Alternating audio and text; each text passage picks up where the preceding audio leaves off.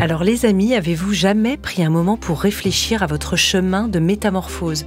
Pour vous aider, nous avons créé un test exclusif et gratuit qui a déjà séduit plus de 25 000 personnes, la roue métamorphose. En 39 questions, explorez les piliers essentiels de votre vie: amour, spiritualité, famille, abondance, psychologie, santé et bien-être, pour n'en nommer que quelques-uns. En moins de 10 minutes, engagez-vous dans ce voyage introspectif et recevez à l'issue un rapport détaillé sur votre propre métamorphose, accompagné d'une sélection personnalisée de podcasts.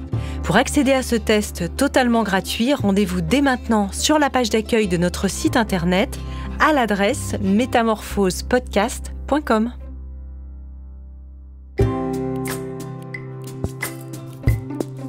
Bienvenue dans le Best-of Métamorphose, une série spéciale qui vous permet de découvrir ou de redécouvrir les épisodes les plus écoutés de Métamorphose.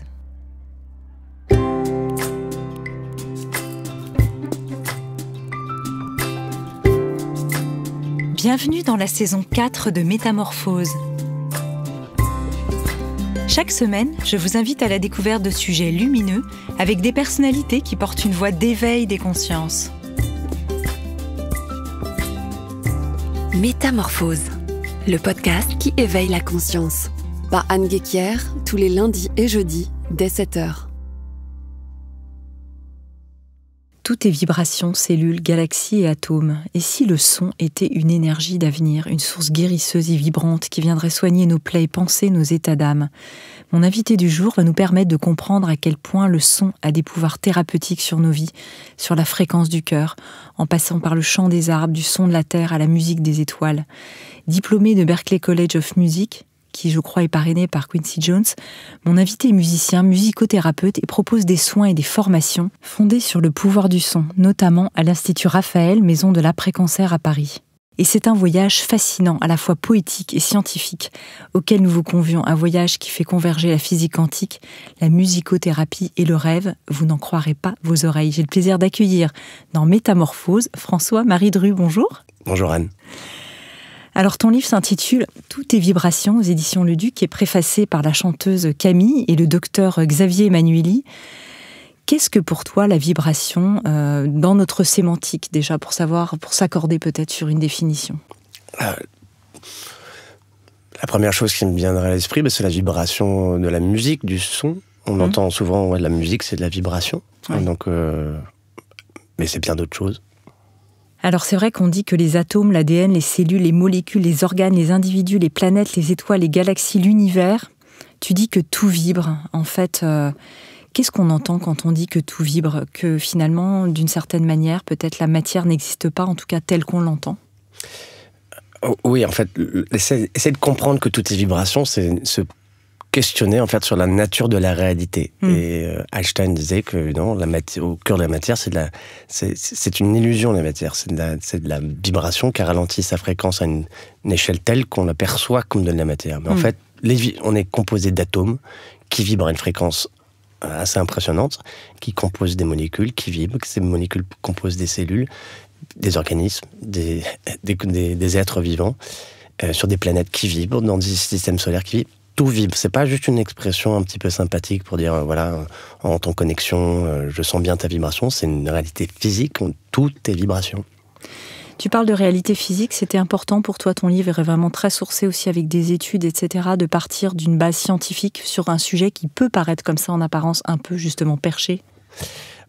Oui, tout à fait. C'est ce dont j'essaie de m'évertuer à comprendre. Il y a une partie de moi qui est sensible au côté mystérieux de la vibration. Qu'est-ce qui nous touche dans la musique? Pourquoi on a des élans de cœur? Qu'est-ce que c'est qu'être amoureux? Pourquoi la connexion avec les animaux, les plantes, toutes choses. Et donc d'essayer de le comprendre. Mais la physique quantique, depuis 100 ans, elle le comprend un petit peu mieux sur ce qu'il y a au cœur de la matière, de la vibration. Mais c'est des intuitions qui étaient là dans beaucoup de traditions depuis la nuit des temps. Enfin, toutes les vibrations, c'est un des 7 principes hermétiques, alchimiques. Tout est conscience, tout est correspondance, tout est rythme et tout est vibration, c'en est un. Et donc, le ressentir, c'est une chose, le comprendre, parce que comprendre le fait que tout est vibration, ça a une incidence capital aujourd'hui sur notre santé, sur l'écologie, voilà, c'est la nature de la réalité. La mieux on la comprend, la mieux on la ressent, la mieux on peut l'utiliser pour être en bonne résonance, en bonne harmonie. C'est de l'harmonie-thérapie tout ça en fait. Ouais, c'est ça.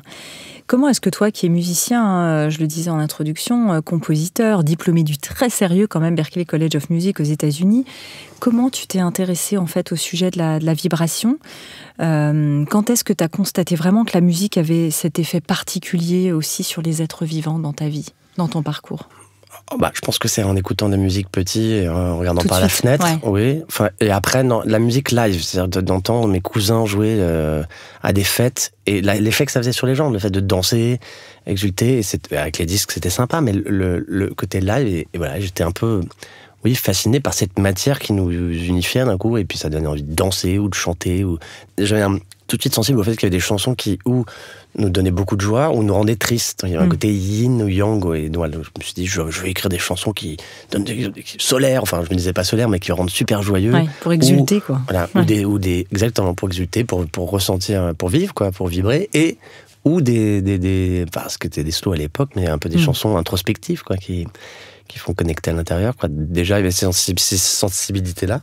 Et puis, les musiciens s'aperçoivent très souvent, ou pas que, les mélomanes, enfin les gens, quand vous écoutez la musique chez vous, en dansant, il y a des états de temps en temps, pas forcément modifiés de conscience, mais des états différents, et on a une autre approche, une autre compréhension de la vie. Et, en tant que musicien, ça arrive assez souvent. Donc après, voilà, on se pose plus de questions sur la nature de la réalité. Qu'est-ce que c'est que tout ça ? Bien sûr. Tu es d'une famille de musiciens ? Là, tu parles de tes cousins qui jouaient ? Oui, de frères surtout. J'ai 4 frères. J'ai une maman qui s'est évertuée à faire en sorte que l'harmonie soit dans la famille d'une certaine manière. C'était pas tout simple, mais la musique était la colle de tout ça. Ouais. C'est vrai. Donc, tu as baigné dedans, en fait, tout petit ? Ouais. T'as découvert aussi à un moment donné dans ton parcours les travaux du japonais Masaru Emoto avec son livre Le miracle de l'eau.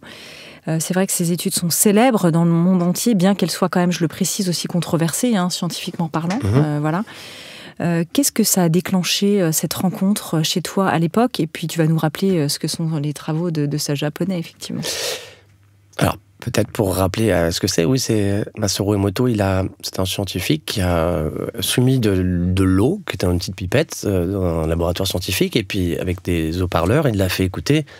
Il a envoyé du Mozart, ou du John Lennon, ou de la musique du hard rock, ou du death metal, ou du rap, et après, ce sera des pensées, des mots, et après, ce sera des pensées et des intentions. C'est là où il y a un processus intéressant. Mais donc, après, il congelait l'eau, et il la mettait sous microscope. Et sous microscope, on peut voir comme un flocon, très très beau, très harmonieux, en fractal, comme un mandala quand c'est du Mozart, des Beatles, et sinon le flocon, il est pas du tout en fractal, il est complètement asymétrique et pas beau, on va dire. Et donc c'est ce sens qu'est-ce que c'est que l'harmonie, c'est beau, c'est pas beau.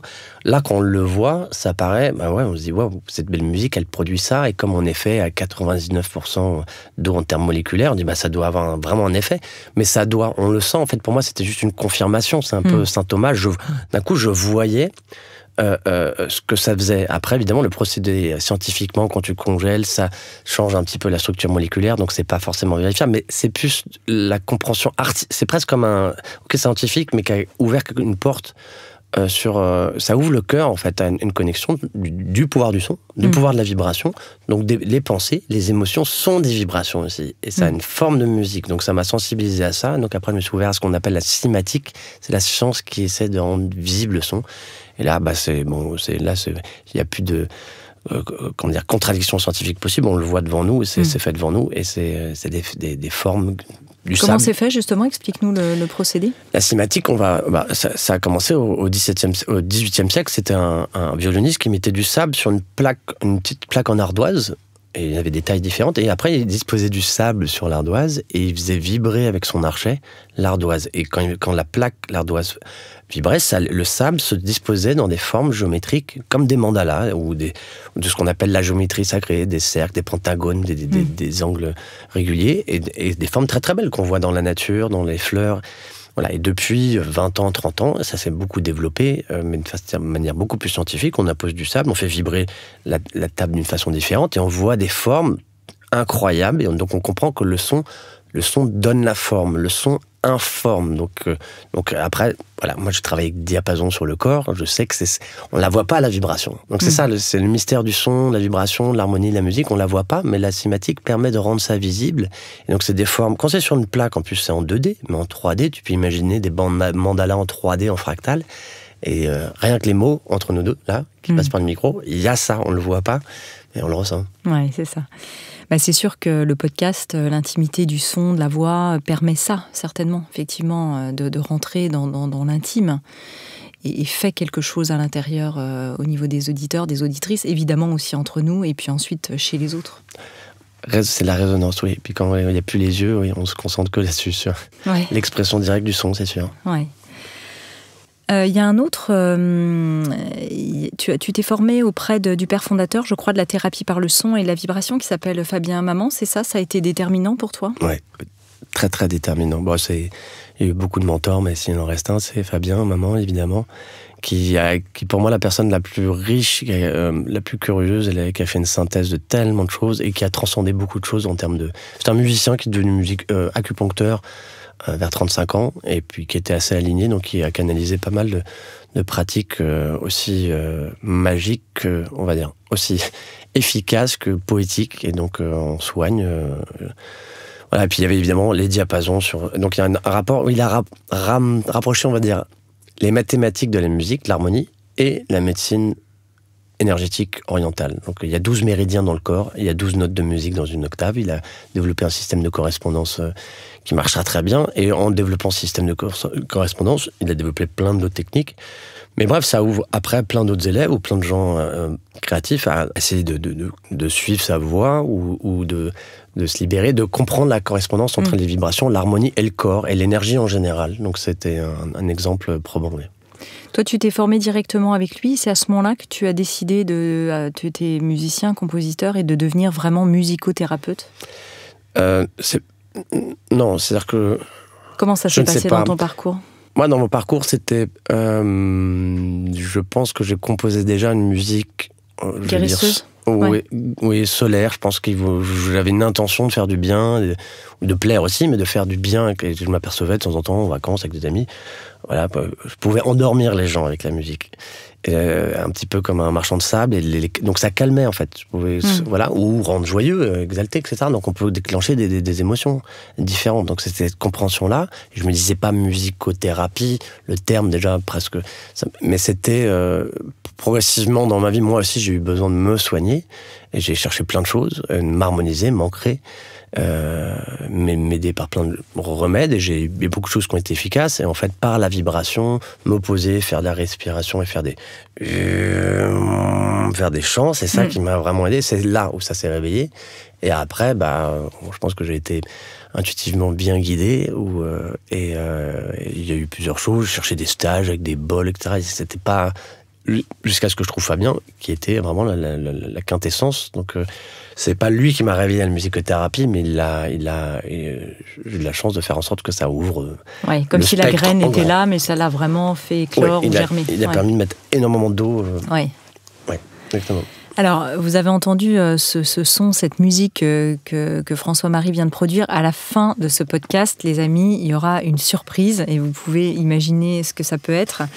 Et donc, voilà, vous verrez aussi le pouvoir du son. Vous pourrez le tester vraiment en direct de ce que ça peut faire aussi sur vous directement.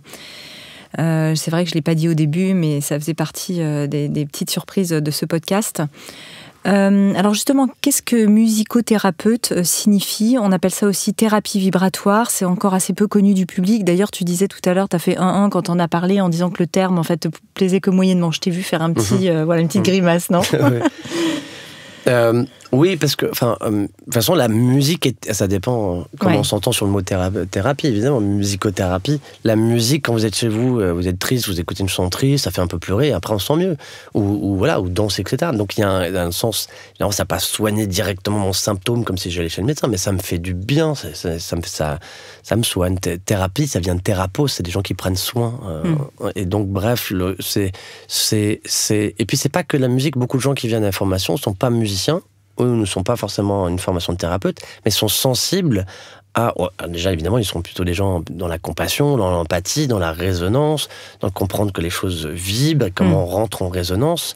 Et donc là-dedans, il y a des lois harmoniques, qui sont les fractales, les harmoniques. Et donc, c'est de l'harmonie-thérapie. Et donc, mais qu'est-ce que c'est que le son ?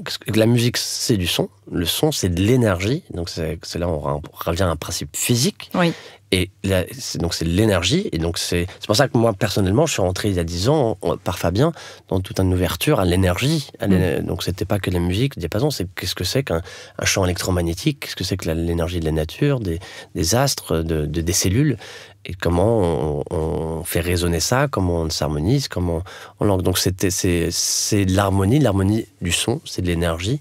Donc, on comprend ça, évidemment, sur mon corps pour le soigner, mais après, c'est pour ça qu'on utilise le son dans plein de choses, en écologie, dans une forme d'industrie aussi écologique qui essaie d'utiliser la vibration pour couper du bois. Le couper du bois avec des ultrasons, il n'y a pas de déchets, alors qu'avec une scie, il y en a plein. Voilà. Donc, j'extrapole, mais voilà. C'est l'harmonie-thérapie, et l'harmonie, c'est des sons, c'est de la vibration. Et qu'on peut percevoir même sans le son des oreilles ?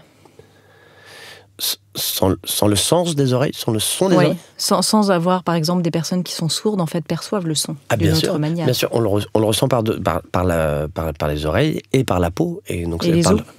Et les os. Donc quand ça passe par la peau, ça fait vibrer des mécanorécepteurs de la peau, et ça passe par la moelle épinière, et c'est ressenti. Voilà, les gens qui vont faire un bain de gong, ils entendent avec les oreilles, mais ils entendent surtout avec tout le corps, ça fait vibrer tout. Mais c'est la différence, justement, écouter avec des écouteurs, c'est super. Écouter avec des haut-parleurs, on entend avec les oreilles, mais évidemment, non, c'est 50-50. Hein. Ah oui, c'est une répartition comme ça. Je ne peux pas le mesurer comme ça, mais à peu près. Comme on ressent vraiment d'ici, etc. Évidemment, le comparatif avec la lumière pour les yeux, si je ferme les yeux, je ne vois plus rien. Mais la lumière va continuer à agir énormément si mon corps n'a pas de lumière, et il va avoir beaucoup de problèmes. Donc c'est le même rapport. Ouais, c'est ça. Tu dis aussi que, évidemment, dans la Bible, on entend au commencement était le Verbe, et donc ce Verbe, qu'est-ce qu'il est ? Il est une vibration, il est ce son primordial quelque part. Chacun peut avoir son interprétation.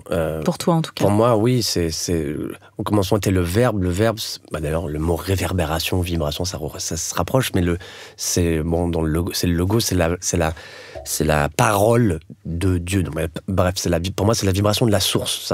Cette source, pour moi, est indéfinissable. Elle vibre. Elle a toujours vibré, elle vibre, etc. Et donc, on est fruit de cette vibration. Qui devient, d'ailleurs, on dit souvent, au commencement était le Verbe, et la lumière fut. C'est-à-dire que c'est comme si le son était avant la lumière. Donc, il y a plein d'interprétations là-dessus. Mais cette création qui vibre, c'est la vibration atomique de la lumière, de l'amour, et on peut le voir de plein de façons. Ouais, et puis ensuite, le Verbe s'est fait chair. Donc, il s'incarne. Il y a quelque chose qui, justement, rentre dans la densité. Et ça se densifie, c'est pour ça que ça revient après à Einstein, au cœur de la matière, il y a de la vibration, donc on a fait la boucle. Oui, exactement. On vient de boucler notre boucle.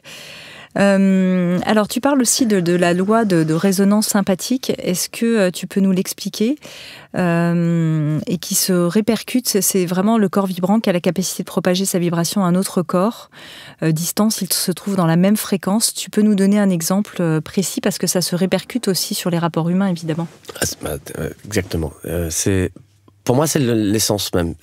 On parle de la vibration, mais tout est vibration, c'est presque un constat froid. Ok, tout vibre, ok. Ouais. C'est génial, mais l'important, c'est comment les choses rentrent en vibration et se rencontrent. Comme quand on fait tomber un caillou dans l'eau, il y a une vague, c'est très joli, et l'autre, hop, ça va faire des schémas.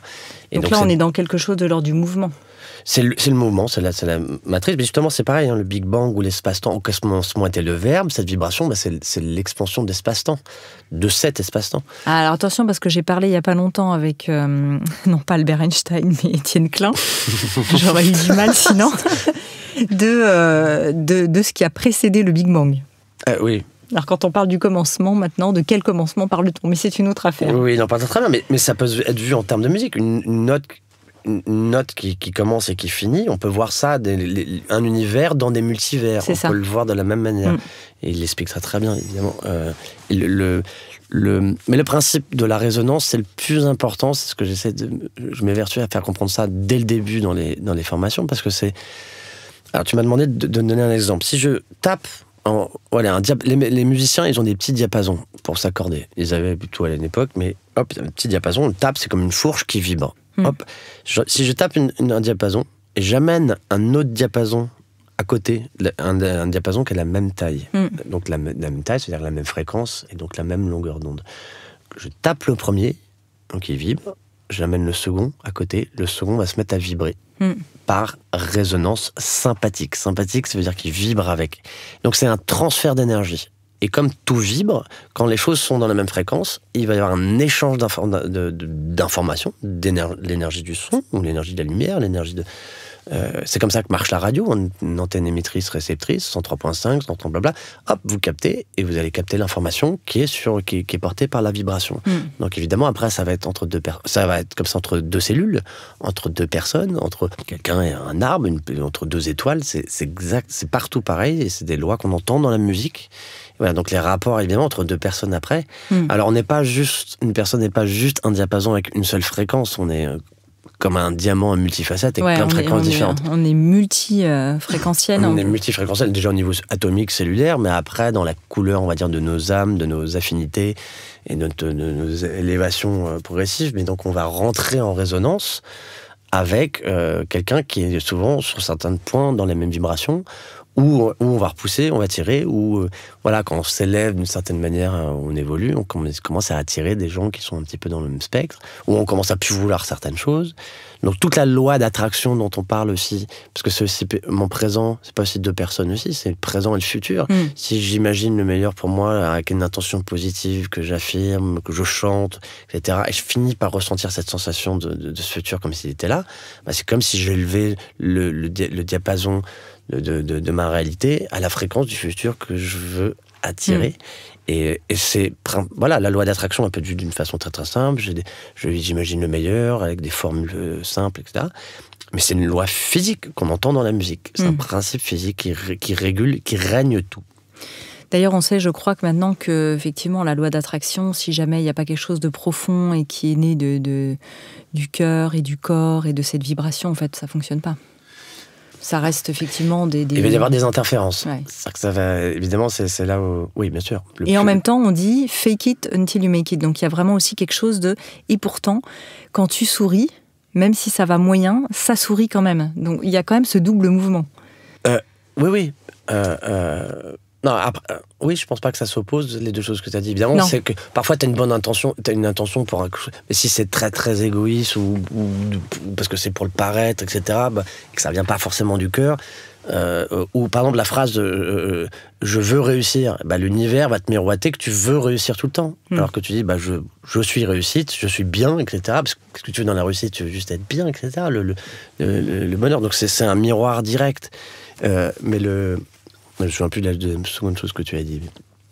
Non, on parlait de la vibration et de la résonance vraiment entre les êtres, effectivement. Oui. C'est pour ça que parfois on a le sentiment, comme tu disais, de ne pas être sur la même longueur d'onde que certaines personnes ou d'être complètement branché sur la même fréquence. C'est par cette loi-là. C'est exactement ça. Et c'est comme deux notes. On va dire que quand tu n'es pas sur la même longueur d'onde, c'est comme une dissonance. Tu as deux notes. Et c'est des petites vagues qui vont pas sur des grandes vagues. C'est un principe physique. C'est pour ça que ça m'irrite.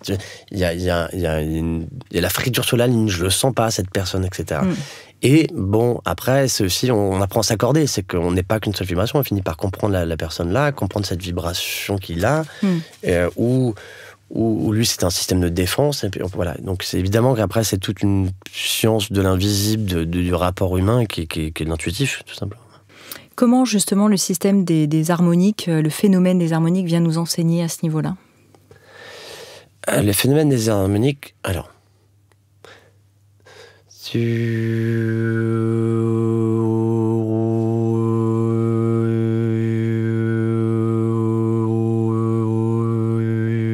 chante un seul son, mais vous entendez, tu entends des autres petits sons, en fait.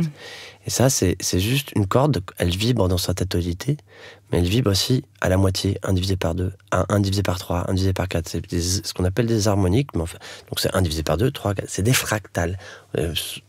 On voit beaucoup d'images de fractales en 3D, ça fait un peu comme des choux de romanesco en 3D. Les harmoniques, c'est les fractales acoustiques de l'univers, et donc comme tout vibre, dans l'atome, vous avez des vibrations, elles sont aussi en fractal, les niveaux d'énergie, c'est-à-dire ce qui tourne autour de l'atome comme ça, sont sont organisés en harmonique. Les molécules, on comprend aujourd'hui que c'est comme des mélodies. On appelle ça des protéodies. Donc quand on dit c'est poétique, on est musique, on est poussière d'étoiles, non, c'est une vraie réalité. Et donc cette compréhension des harmoniques, là je voulais chanter, on entendait des super sons autour, c'est que dans un, il y a toutes les autres notes. C'est comme si je te chantais du blanc et tu entendais les couleurs. C'est la diffraction de la couleur. Là, c'est la diffraction du son. Et à force de l'entendre, on entend les bons rapports entre les choses. Donc les bonnes distances. Il faut savoir que les distances entre les planètes ne sont pas chaotiques comme ça. Dans ce drôle de monde dans lequel on vit, tout est chaotique. Cosmos, ça veut dire l'organisation. Et puis ce cosmos se manifeste et peut se désorganiser, mais il revient toujours à son centre. Et c'est par ces lois harmoniques, plus quand on revient vers le centre, plus ça revient à cette harmonie initiale du cosmos. Pythagore appelait ça les racines éternelles de la nature. Il y a un truc au centre qui est auto-organisé, auto-organisant. On peut appeler ça aussi l'amour, la source. Et ces harmoniques, voilà, ce que je veux dire, c'est les distances entre les planètes, les physiciens appellent ça des distances harmoniques. Quand tu divises l'orbite d'une planète par l'autre, par exemple de la Terre, de Mars et de l'orbite de Mars par l'orbite de la Terre, tu as 3/2. C'est la quinte en musique, 3/2. Donc tout ça, que ce soit au cœur de nos atomes ou en distance entre les planètes, c'est les mêmes lois, c'est les lois de la musique, c'est l'harmonie. C'est toujours quand même impressionnant de constater qu'on retrouve ça, en fait, à plusieurs niveaux. Oui, voilà. Oui, c'est comme si... Émerveillant quand même aussi. C'est complètement... Et donc c'est ça, personnellement, que j'ai cherché, que beaucoup avant moi et après moi chercheront, mais c'est cette harmonie, d'où elle vient, etc. On pourrait ne pas forcément essayer de le comprendre rationnellement, mais juste savoir au fond de nous qu'il y a une force qui cherche notre bien, voilà, et donc qui nous évertue parfois à essayer qu'on fasse de notre mieux, mais elle est là après dans plein de choses, évidemment, mais après c'est tout un rapport de l'unité, de la dualité, c'est très taoïste le son.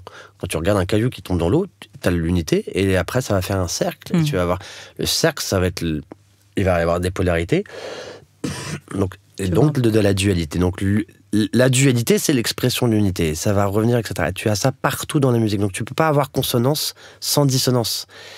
Sinon, il n'y a pas de son. Tu peux pas avoir des bons rapports sans des bons rapports. Il y a l'ordre et le chaos. Et donc la musique, l'harmonica. Tu harmonises ce qui n'est pas harmonisé. Donc c'est une acceptation aussi de notre trinité, de la dualité et de l'unité. Mais et après, à l'image d'une onde, ça monte et ça descend comme une vague. Donc c'est de rendre ça tout fluide. C'est ça le but. Par le chant, par la danse, par les diapasons, par plein de choses différentes.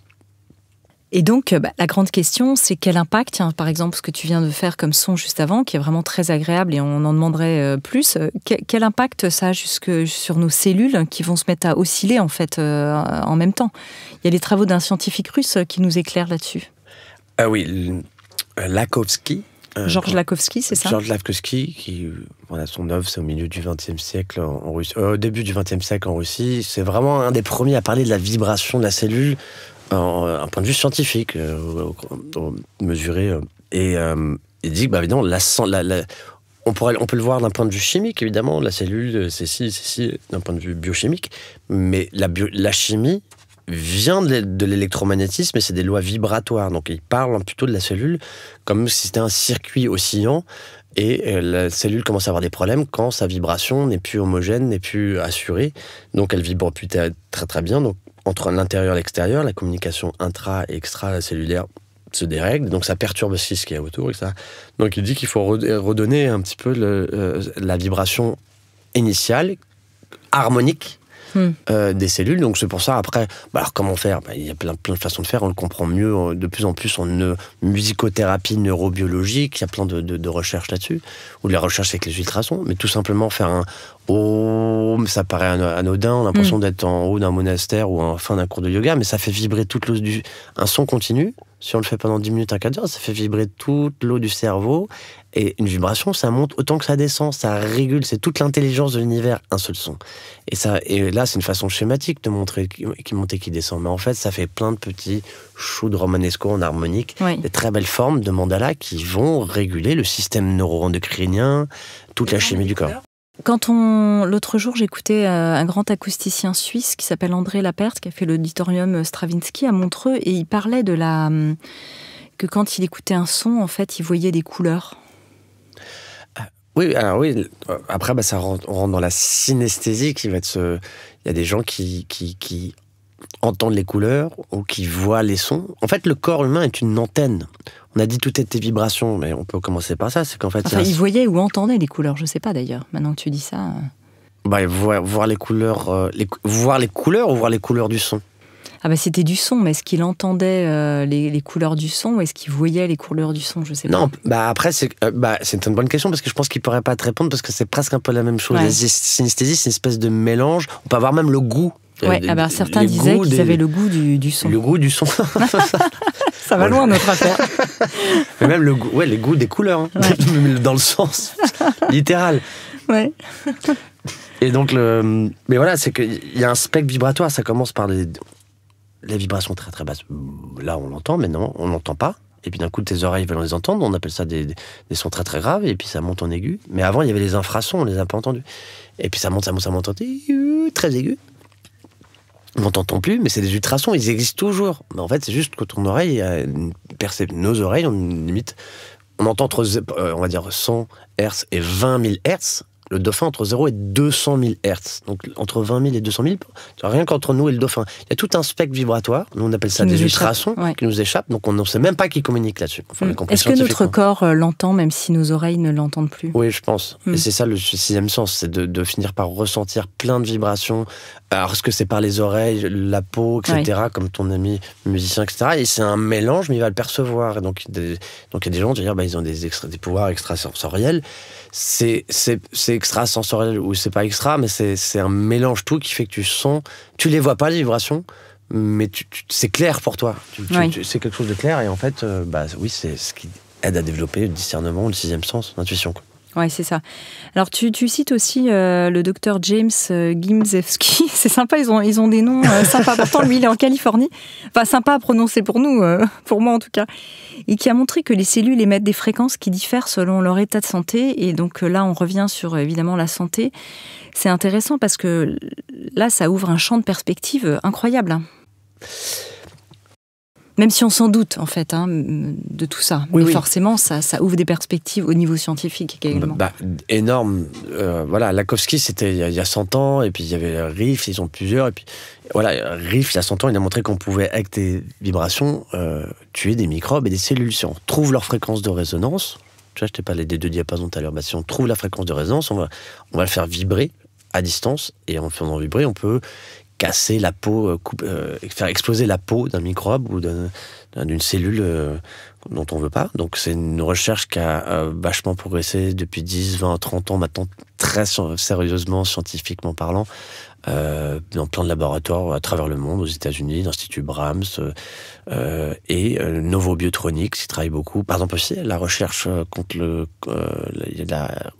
cancer avec les ultrasons. Oui. Donc on va là en France, depuis 1 an ou 2, il y a des études pilotes à Lyon menées pour pas tous les cancers, mais le cancer de la prostate, c'est pas tous les cancers de la prostate, je l'espère, et un jour que ça pourra l'être, mais et les ultrasons, il n'y a pas d'effet secondaire. Donc ça traite certains, donc on va utiliser les vibrations sur les cellules. Il y a tellement de choses à dire là-dessus, il y a plein de recherches qui parfois paraissent un petit peu pas très très sérieuses, mais il y a aussi une recherche fondamentale là-dessus, sur la vibration. Il y a une étude du Michigan qui est sortie, de l'université du Michigan qui est sortie il y a 6 mois. Ils ont fait utiliser des ultrasons sur des rats avec tout type de cancer. Et à 80%, les cancers étaient soignés. Souvent, quand on fait des choses sur les rats, on arrive à faire après chez les êtres humains. Je suis pas prophète, mais je l'espère parce que c'est vraiment... les ultrasons, après, sont utilisés même chez le dentiste. C'est utilisé dans plein de choses après la vibration en termes thérapeutiques sur la cellule. Bien sûr. Quid des sons binauraux qui sont justement beaucoup utilisés là plutôt dans le cadre des bols tibétains par exemple? Alors là, ça nous ouvre sur ce qu'on appelle les ondes cérébrales. Quand on se parle, tous les deux, on est conscient, on est concentré, on est à peu près notre cerveau qui a une activité électrique dans l'électricité entre les synapses. Ça crée un champ magnétique, et on est à peu près à 20 Hertz. On ne peut pas l'entendre, c'est en dessous des infrasons. Quand on commence à être dans la méditation, etc., on descend vers 15. Là, tu parlais de nos échanges de paroles ou de nos échanges électriques, simplement? Et c'est même pas des échanges, c'est ton activité électrique. Ah oui, c'est mon activité. En parlant ça. Mais après, si tu vas aller faire un petit peu de méditation dans une demi-heure, etc., ton cerveau va descendre du 20 Hz, qui est la vigilance, la concentration, à 13, voilà, de ce qu'on appelle les zones alpha, la zone alpha des ondes cérébrales, et tu t'es plus détendu, t'es plus dans une sorte de méditation. Donc il y a des ondes cérébrales créent une chimie particulière dans le corps. Elles sont liées à une chimie. Les états de conscience des ondes cérébrales sont liés à une chimie, ou le stress, l'adrénaline, ou sérotonine pour te détendre. Et à un moment, tu passes dans le sommeil, et entre sommeil profond, c'est des ondes cérébrales différentes. Donc en fait, le cerveau, c'est exactement comme C'est quoi? C'est les θ qui sont très basses? Non, ce sont lesquelles? Les plus basses, entre 0,1 et 3 ou 4, je crois que c'est delta. Et donc c'est vraiment sommeil super profond, état modifié de conscience, décorporation, guérison, on va dire un peu miraculeuse. Il y a beaucoup de recherches neurologiques de temps en temps qu'on plonge les gens. Donc après, j'explique ça parce qu'en fait, on peut entraîner nos ondes cérébrales à descendre dans des fréquences où ça va changer la chimie du corps.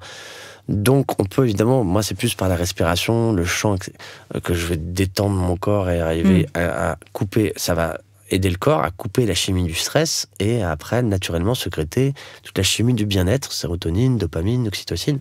Mais on peut le faire aussi avec ce que tu as nommé les... Alors on dit ondes binaurales, mais c'est plutôt des rythmes binauraux, mais ça s'écoute justement avec des écouteurs.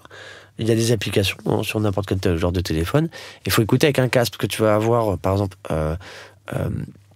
une fréquence de 200 Hz à droite et 210 de l'autre. Donc c'est toi qui choisis la différence entre les deux sur l'application. Et si tu mets une différence de 10 Hz, et 10 Hz dans le cerveau, c'est le moment où il passe dans le sommeil. Et donc si tu mets une différence 200 et 205 Hz, tu vas amener le cerveau dans un sommeil très profond. Donc ça aide à relaxation, méditation, ou sommeil profond, ou à s'endormir. Moi, j'utilise souvent dans l'avion, il y a plein de bruit, etc. Je me mets un sommeil profond. Souvent, sur ces applications, il y a des presets, genre sommeil super profond ou détente, avec des petits bruits d'oiseaux, etc. Mais c'est extrêmement efficace. Donc, c'est là où il y a toute une approche scientifique, neurobiologique de l'utilisation du son. C'est de la musicothérapie, mais c'est pas vraiment de la musique, tu vois, mais c'est de la musicothérapie. Est-ce qu'il peut y avoir des effets secondaires peut-être aussi délétères? C'est-à-dire que si on écoute des sons binauraux et qu'on n'est pas forcément...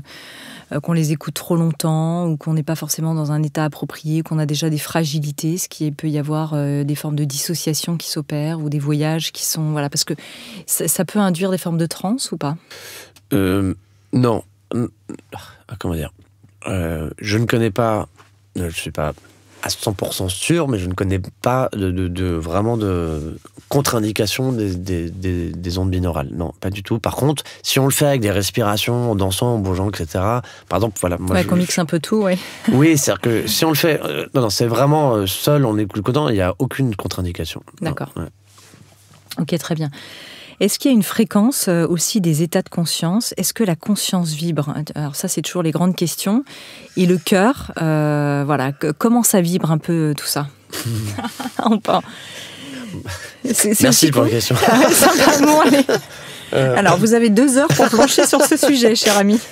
Et répondre en 2 minutes. Je vois que tu suis bien, alors moi je continue. Non, mais c'est très bien. T'en as sous le pied, j'y vais. Ça continue à vivre, tant que ça vibre. Ouais. Est-ce que la conscience vibre? Il y a plein de... Après, ça dépend ce qu'on conçoit comme la conscience. Justement, dans un des premiers lois hermétiques, c'est tout est mental, conscience. L'univers, c'est comme les connexions entre nos neurones. L'univers, c'est les connexions entre plein d'étoiles, l'énergie. Et c'est cette vibration de conscience, et puis qui se densifie, qui s'incarne après dans la matière. On pourrait dire que c'est quoi? On pourrait donner d'autres synonymes? Amour, le divin? Oui, mais après, il y a un équilibre dans cette force d'énergie. Oui, bien sûr, le divin. Le tout est un, en fait. Et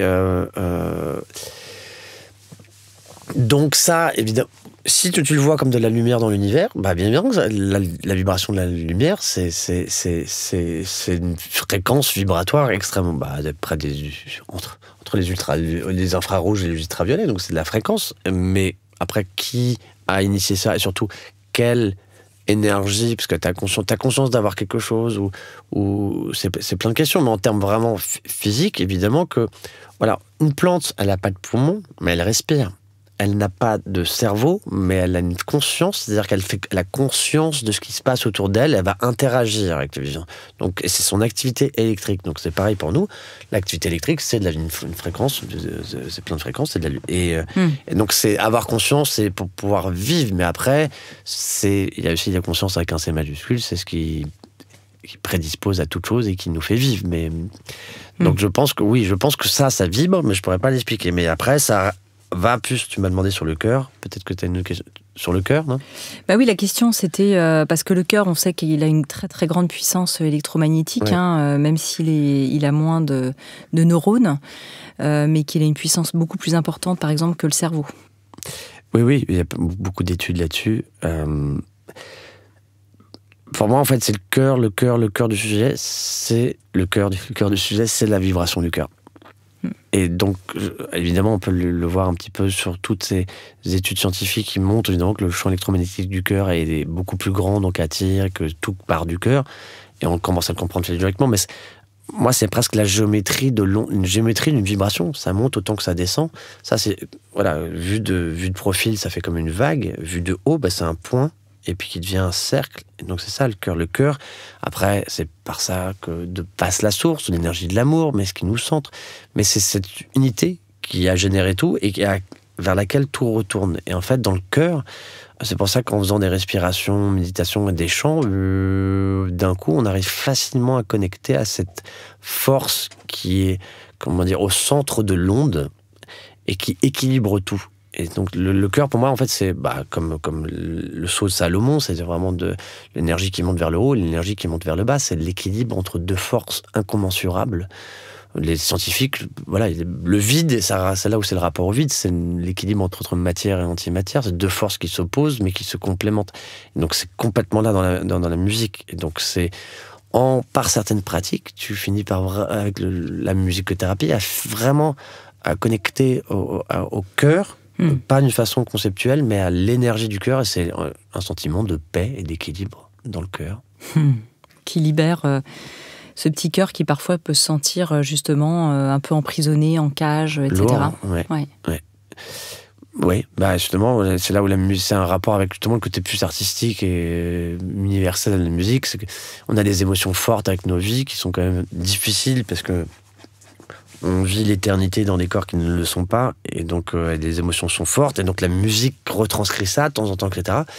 Et de temps en temps, donc le cœur s'ouvre et exalte et souffre de certaines choses, et donc toutes ces pratiques, ça permet de revenir à de l'unité, et cette unité, elle est ressentie quand vraiment on la connecte, pas une sensation de paix, de tout est un, tout est bien. Et donc après, on va pas revenir juste à 1 pour au 1 et s'endormir sur le 1. C'est cette danse où c'est le 1 qui s'ouvre, comme un caillou qui tombe dans l'eau, hop, et ça devient un cercle. Mais sur un caillou qui est sur l'eau, tu vois l'onde en 2D. Mais imagine en 3D, ça fait comme ce qu'on appelle un torus, c'est que ça, comme le champ électromagnétique du cœur, ou le champ électromagnétique d'une galaxie, c'est que ça s'ouvre et ça revient sur soi. Et donc c'est évidemment le mouvement de l'infini.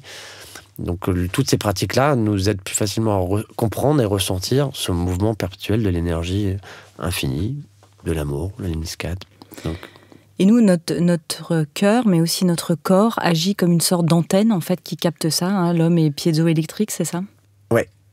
Justement, on disait les sons, t'as les sons, les infrasons, ultrasons, après ça devient des ondes radio, après ça devient des micro-ondes, après ça devient de la lumière, mais en fait le corps c'est une antenne qui va capter différentes, les yeux vont capter une partie du spectre, plutôt haut, les oreilles une partie du spectre plutôt basse, la peau, plusieurs choses.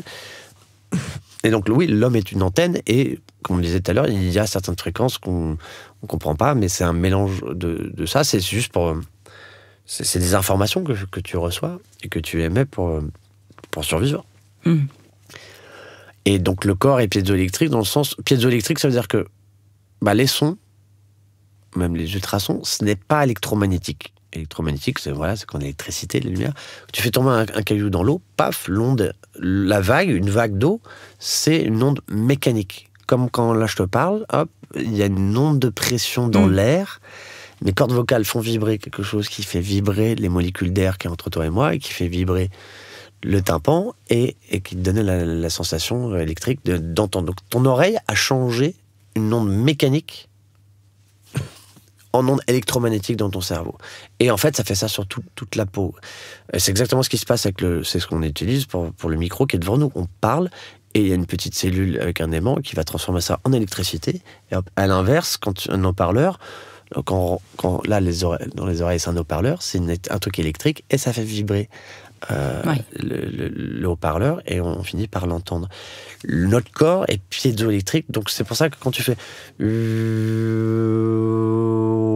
ok, c'est juste un son, mais en fait là tu fais vibrer toute l'eau du cerveau, toutes les cellules, et en faisant vibrer les cellules, il y a une réaction piézoélectrique, c'est-à-dire que ça transforme les ondes mécaniques du son en électromagnétisme. Tu génères plein, entre guillemets, de lumière dans le corps, d'électromagnétisme. Tu, en tout cas, aides la communication intercellulaire qui est électrique, etc.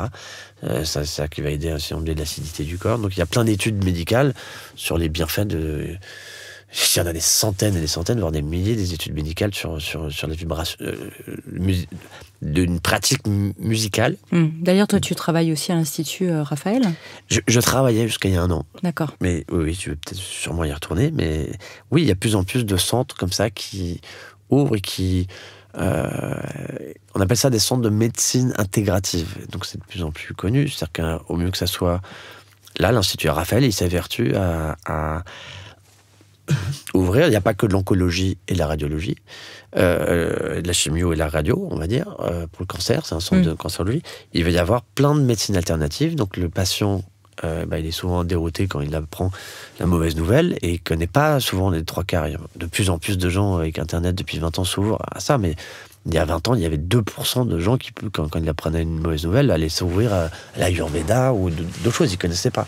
Donc le but, c'est au mieux d'opposer les pratiques, on dit alternatives ou parallèles, et c'est intégratif, on va faire ensemble, on va évaluer, et voilà, donc il y a plein de médecines alternatives là, et on voit que c'est énormément efficace pour le patient, donc c'est fait de bonne intelligence intégrative, c'est le principe de la musique, c'est de conjuguer ensemble au mieux de poser. Oui. Sur les émotions, justement, puisqu'on parle de la guérison, etc., mais d'une manière plus générale, nous sommes vraiment des êtres émotionnels, et donc quel type de vibration, en fait, est l'émotion ? Après, parce que c'est comme la conscience, on peut le voir, l'émotion, de plein de façons. C'est juste comme deux enfants amoureux, ou l'amour que tu as dans la musique. Donc mais en tout cas, une émotion, on va dire la joie, ou la peur, la colère, l'appréhension, c'est des mots, mais c'est des sensations qui sont ressenties par rapport à un événement que tu vis, ou dont tu te souviens. Et ça va générer... Mais dans ton corps, l'émotion, c'est une sensation, c'est une décharge électrochimique. Si j'ai un camion qui arrive, j'ai très très peur, je vais avoir une décharge électrochimique. Si j'ai peur de ne pas pouvoir payer mon loyer dans 2 mois, ça va pas forcément être comme le camion qui arrive, mais un petit peu. Donc c'est des vibrations dans le corps qui font moins en sorte que il y a une vibration plus ou moins cohérente, c'est-à-dire en onde sinusoïdale ou en dents de scie, qui bloque l'énergie. Donc là, c'est pour ça que je dis souvent, là on entend souvent la peur est une énergie basse, mais pourquoi basse, ça serait mieux que haut? Un do est pas moins bien qu'un do, ré, mi, fa, sol, la, si. Il n'y a pas de jugement en fait. Mais le bas il est nécessaire. On est sur les complémentaires en fait là. Pardon ? Oui, on a besoin des complémentaires. On a besoin du bas, mais en fait c'est plutôt que, voilà, moi je vois la peur comme une énergie en dents de scie, ce qui fait que pour aller de A à B, ça met du temps, ça perturbe, ça a une inflammation, ça bloque, on comprend pas, et donc voilà. Et donc comme l'énergie ne passe pas, on va dire qu'elle est basse, mais c'est pas mal, etc. Donc c'est pour ça que c'est vrai qu'on a fait un podcast avec Christophe André, là je te coupe 2 secondes, sur les consolations, et où on parlait de l'art à travers, de la consolation à travers l'art, et bon là il prenait des exemples dans son livre de tableaux, d'œuvres d'art, mais aussi de la musique. Et c'est vrai qu'on fait ça en fait instinctivement. C'est-à-dire que quand on va moyennement bien, parfois on va accompagner cette nostalgie par exemple avec des choses peut-être plus mélancoliques. et ça va permettre d'aller à l'intérieur, vraiment d'aller au fond, trouver ça. Bien sûr. Bah, en fait, parfois, tu es seul avec ton émotion, et c'est très, très dur. De tristesse.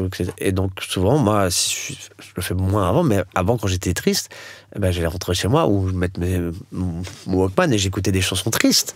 J'allais pas me mettre un truc... Walkman, c'est quoi ce truc? Tu t'es fait choper en délit de... Et donc, non, mais c'est parce que c'est ça le principe de résonance. Et le fait d'entendre un truc qui est dans la même fréquence, le compositeur, quand il l'a fait, il était en tristesse, t'as les deux diapasons qui vibrent, et donc, mon émotion de tristesse va passer. La charge électromagnétique de l'émotion, en fait, elle peut s'évacuer. Elle s'est évacuée par résonance. Tu vois, c'est le blues. J'ai le blues, j'écoute du blues et ça passe. Ouais, c'est ça. Ça fait du bien, tout ça. Je vais bien, je vais en boîte de nuit, et là, c'est yaou. Non, après, c'est pas forcément... mais oui, il y a un peu ça. T'as envie de faire la fête ou t'as envie de rire. De danser. De danser, ouais. Tu vas dans des vibrations qui te stimulent la joie, oui. Alors évidemment, dans ton livre, j'ai encore pas mal de questions, il nous reste une petite dizaine de minutes. C'est vrai que tu fais aussi des parallèles avec les magnétiseurs et les musiciens. Tu dis que des artistes comme Hendrix, Prince, etc. n'étaient pas seulement des virtuoses, ils étaient aussi des capteurs d'énergie, mais de manière peut-être, on l'est tous. Hein. Donc pourquoi ceux-là, tu dis qu'ils l'étaient particulièrement ? Parce qu'il fallait bien en citer certains que j'aime beaucoup. Tu parles des artistes même ? Oui. Cela, parce que ça, quand tu regardes Hendrix sur scène, il y a un moment, c'est une canalisation comme certains preachers, et ils sont en intercesseur comme un chaman entre terre et ciel, et c'est comme une prise électrique. Quand je regarde Prince aussi, je vois ça, mais il y en a plein.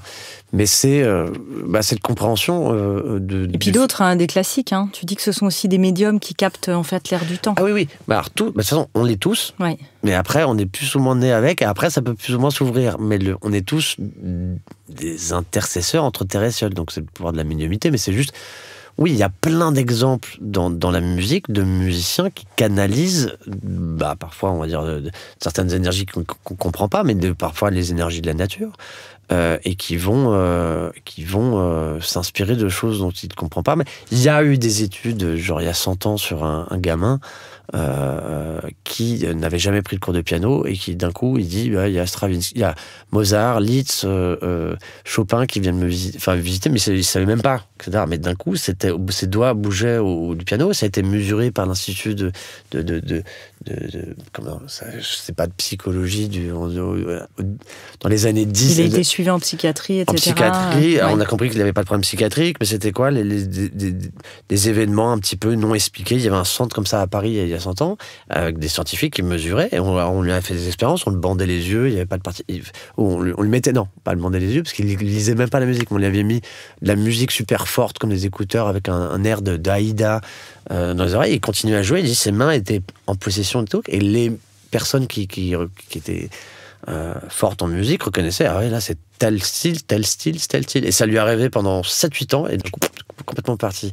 Donc il y a des études neurologiques aujourd'hui, on comprend que les musiciens en transe ou certains thérapeutes, quand ils sont dans énergéticiens qui sont entre deux énergies, on va dire qu'on voit dans l'encéphalogramme que le néocortex frontal s'éteint. Donc il y a plein de réflexes, etc., de ce qu'ils ont réussi à développer dans leur vie. L'ego est plus là, d'un point de vue de la persona, quoi. Complètement. Et le rapport à l'instant présent, et hop, il est comme ça, et c'est comme si là, ça débranchait. En fait, c'est l'état de flow. C'est l'état de flow. Mais en fait, visuellement, sur l'encéphalogramme, c'est comme s'il y avait une partie qui était éteinte. Je me dis, mais là, il est super inspiré, là, et en fait, visuellement, c'est éteint. C'est comme si c'était éteint pour qu'il y ait autre chose qui arrive là. Et bon, il y a autre chose qui se download, quoi, à ce moment-là. Exactement. Mozart, on peut imaginer aussi. Après, c'est toute la question des génies, d'ailleurs. Hein. Oui. Où se chope, où s'attrape cette inspiration ? C'est pour moi, est-ce ça revient. Est-ce que c'est de la douance, de la surdouance, ou est-ce que c'est... Surdouance. La surdouance. Ça existe ? C'est une rivière, la surdurance. C'est un terme qui est utilisé par... ok. Pour dire les très hauts potentiels. J'imagine. La surdouance. Je suis pas... Je pense qu'on est né... tout est dans l'ADN. Donc, c'est une antenne connectés au passé et au futur. Donc il y a des gens qui, de naissance, ou après aussi par rapport à leur milieu ou leur éducation, ça s'ouvre plus rapidement. Mais je pense qu'on peut plus avoir... on peut en tout cas tous l'ouvrir particulièrement. Et c'est pas que la musique, c'est pour tout, évidemment. Tout, pour tout. Et donc on peut tous ouvrir ça, ouais. Tu parles aussi de la vibration de la Terre. On terminera peut-être par ça. Qui émet cette vibration de 7,83 Hz, je crois que c'est ça, qu'on appelle aussi l'onde de Schumann. Oui. Et donc, en fait, sur Terre, tout a une fréquence qui émet. De toute façon, après, on peut tout passer en revue. Et c'est ce que tu fais aussi dans le livre. Hein. L'eau, les plantes, les pierres, l'air, etc. Est-ce qu'il y a aussi une musique des plantes ? Oui, forcément. Alors, il y a une musique des plantes qui commence à être de plus en plus... Alors, il y a le côté poétique dans ce que tu dis, c'est la vibration des plantes, mais il y a... on peut soigner.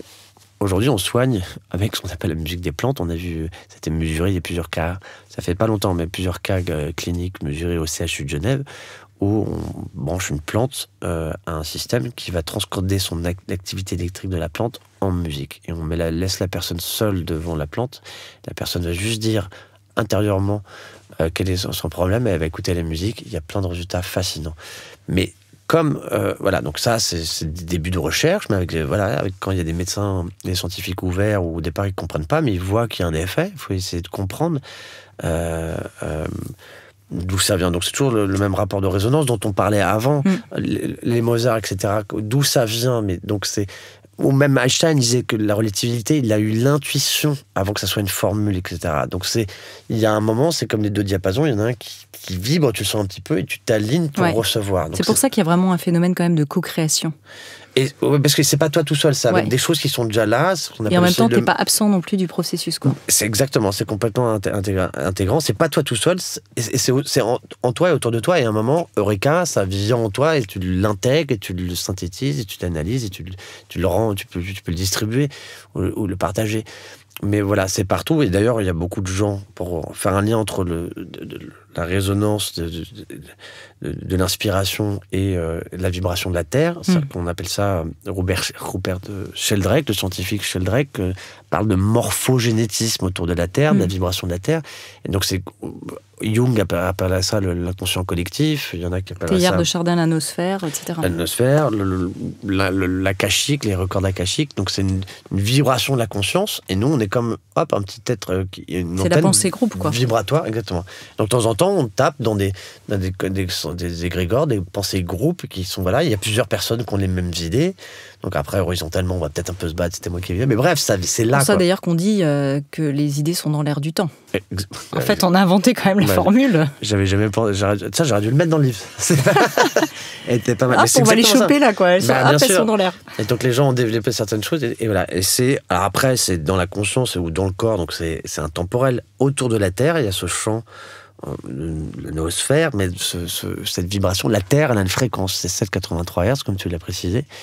C'est un infrason, on n'entend pas, et tout le vivant sur Terre, à la surface de la Terre, est calibré à ça. Et donc, quand on a pu cette fréquence, les premiers astronautes qui ont quitté l'atmosphère... Ou dans les caissons d'isolation, par exemple. Ou des caissons... tu mets dans des cages de Faraday où tu es complètement coupé de cette fréquence. On a fait des expériences où on met des lapins avec de quoi manger et de la lumière dans des cages de Faraday qui coupent complètement, qui isolent complètement de toute fréquence, donc la fréquence de la Terre. Ils meurent, les lapins, au bout de quelques jours. Et on remet avec de l'eau et de quoi manger, donc les pauvres. Et dès qu'on... Pareil, eau et manger. Et par contre, on leur remet en plus la fréquence de 7,83 Hz. Ils survivent. Il y a eu une expérience qui a été faite sur des êtres humains dans les années 70 dans un bunker très profond. Exact. Sur ces 3 semaines, ils sont tous à commencer à être malades, dépressifs, tristes, etc. Avec quoi manger, de l'air et de la lumière. Hop, on réintroduit la fréquence dans le bunker et hop, tous les symptômes sont partis, etc. Et il y a le... Donc c'est quand on t'entend, évidemment, on imagine que quand on se branche à la prise terre, en étant pieds nus sur la terre et en captant cette vibration de manière plus directe, on imagine bien ce que ça peut faire sur notre corps, qui va se régaler, je dirais, de cela. Alors, aussi dans l'air que tu respires, et en allant connecter aux plantes, de faire des câlins aux arbres, ça paraît un petit peu comme ça, mais évidemment, tu vas t'ancrer. Et évidemment, oui, c'est connu en médecine chinoise de marcher pieds nus. Il y a tout ce développement de ce qu'on appelle le earthing ou grounding, c'est les méridiens. Tu vas pouvoir connecter beaucoup de choses avec les pieds, et c'est pas juste poétique. Il y a beaucoup d'études qui prouvent l'importance de la fréquence, de connecter à la fréquence de la Terre par les pieds, par le cœur.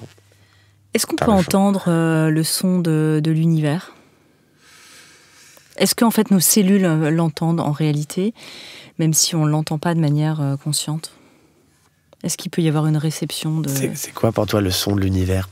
Tu sais, il y a des expériences qui ont été faites où on peut entendre... alors, je ne sais pas si c'est de la reconstitution ou si ce sont de véritables enregistrements, mais il y a des scientifiques. Si on tape, par exemple, sur France Inter, on dit vous pouvez entendre le son de l'univers. Et en fait, tu entends les bruits des planètes, des mouvements, etc. Des planètes, oui. Ils ont mesuré le son des planètes. Alors, le fond... Moi, je m'amuse à aller écouter ça de temps en temps. Ah oui. Parce que ça me fait un truc super bizarre. Et je sais pas si, je me souviens plus si c'est de la reconstitution ou si c'est vraiment un véritable son. Ou si c'est une retransmission.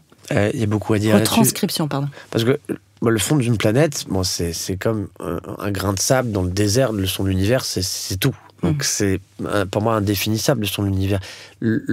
Par contre, oui, on a mesuré ce qu'on appelle ça la musique des sphères, ça à l'époque de Pythagore, mais la nouvelle musique des sphères, la musique, les fréquences des planètes. Donc, il faut comprendre, en fait, c'est le son, il est comment dire, transmis par l'air. Entre les planètes, il n'y a pas d'air. Donc, c'est une retranscription par rapport à sa masse et les vibrations qu'il peut avoir. Donc, on ne l'entend pas. Par contre, la planète vibre quand même et dégage quelque chose qui n'est pas dans l'air. Donc, c'est une interprétation. Mais c'est comme une forme d'énergie. Regarde, quand tu envoies un satellite, il va recevoir de la lumière, un satellite pour aller choper des galaxies très très loin, la lumière. Il va recevoir cette lumière et c'est retranscodé après en son. Donc quand tu transcodes, c'est-à-dire qu'il y a toujours un signal, c'est pas faux, c'est pas une interprétation, mais il est traduit pour que tu puisses le percevoir différemment. C'est pour ça que je parlais de retranscription. Effectivement. C'est comme une retranscription. C'est ça. Donc c'est la pas vraie... une retransmission, mais une retranscription. Voilà, c'est pour ça que j'ai employé le mauvais mot. Et donc c'est une vraie réalité. Donc c'est pour ça que ça te fait quand même quelque chose. Donc on peut écouter le son des planètes, on peut écouter le son des étoiles. Maintenant on comprend qu'une étoile c'est comme une grosse cloche sphérique qui vibre et qui n'a pas que la vibration lumineuse, mais la vibration sonore. Et on peut le mesurer, donc on peut entendre le son des plantes, des étoiles, de tout. Mais le son de l'univers, je pense qu'il est dans le silence du cœur. Merci, alors c'est une très bonne conclusion. Et puis dans le silence du cœur, ça va nous donner très envie de t'entendre jouer pour nous. Peut-être des sons guérisseurs ou pas, chacun pourra voir justement ce que ça lui fait. Merci infiniment en tout cas d'avoir accepté aussi de nous jouer un petit morceau. C'est moi, François-Marie Dru. Alors du coup, je te remercie d'être venu dans Métamorphose. On va t'écouter tout de suite. Je rappelle juste le titre de ton livre, Toutes tes vibrations, découvrez les pouvoirs du son aux éditions Le Duc. Excellent livre, très fouillé, dense, etc. On peut te retrouver évidemment aussi sur ton site internet sonicmedicine.com. Je rappelle que tu es musicien et compositeur aussi d'un groupe dont tu as envie de donner le nom. Qui est plus trop en activité, mais c'était FMLT, mais il y a plein de projets musicaux qui arrivent. Alors je dédie aussi ce podcast à tous mes amis musiciens, évidemment à mon frère Mathias qui est musicien lui aussi. Merci, et c'est à toi maintenant de jouer.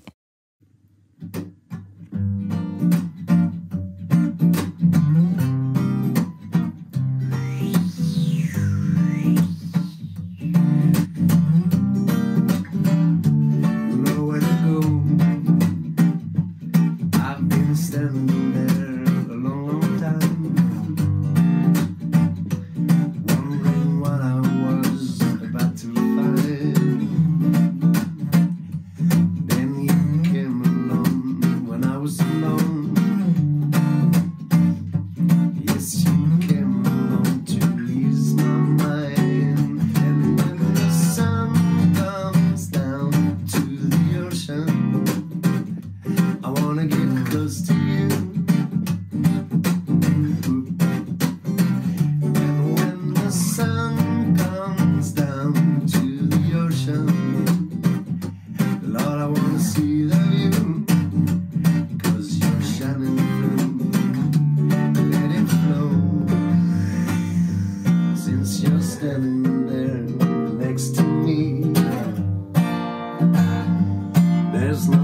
a way that I could be sitting on things hand in hand. I just can't picture them right here. And when the sun comes down to the ocean, I wanna get close to you. And when the sun comes down to the ocean, yes, I wanna see the view, 'cause you're shining through. Yaddy, yaddy. Hey-oh. Yaddy, yaddy. Hey-oh. Yaddy, yaddy-oh. Hey-oh. Yaddy-yum.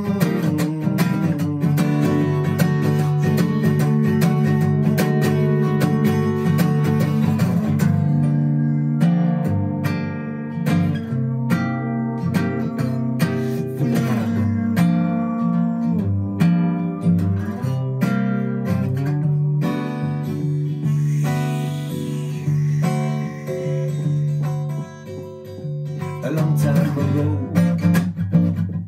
a love has started for 100,000,000 years. Carry on the sea, hold back our tears. The sound of your love echoes on every flow. I feel it coming, I will never ever let it go. And when the sun comes down to the ocean, I wanna get close to you. And when the sun comes down to the ocean, yes, I wanna see the view, 'cause you're shining through. Oh, oh, no, no, no, no. No, no, no, no, no. No, no, no, no, no. No, no, no, no, no.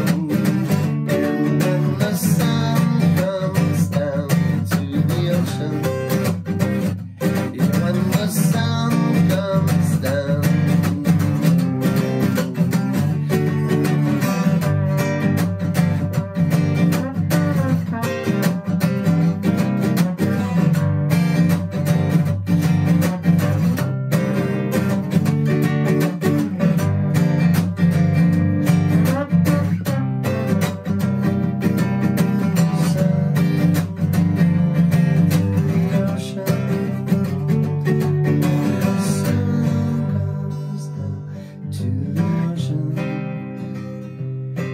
Get close to you.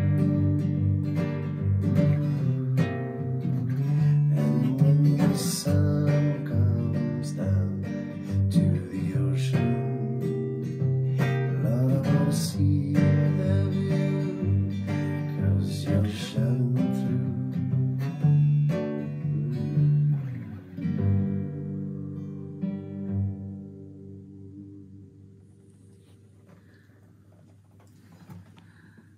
Reggae night. Trop bien.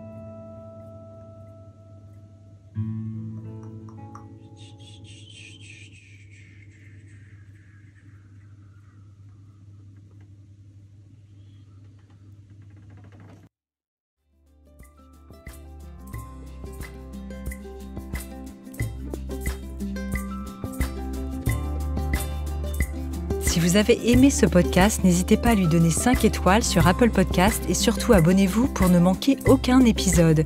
Découvrez mes invités en avant-première sur Instagram à l'adresse Métamorphose Podcast et abonnez-vous aussi gratuitement dès maintenant à la newsletter Métamorphose pour être au courant de nos conférences, ateliers et de nos dernières actualités. Pour ça, rendez-vous sur notre nouveau site www.métamorphosepodcast.com. Métamorphose, le podcast qui éveille la conscience. Par Anne Guéquière, tous les lundis et jeudis, dès 7h.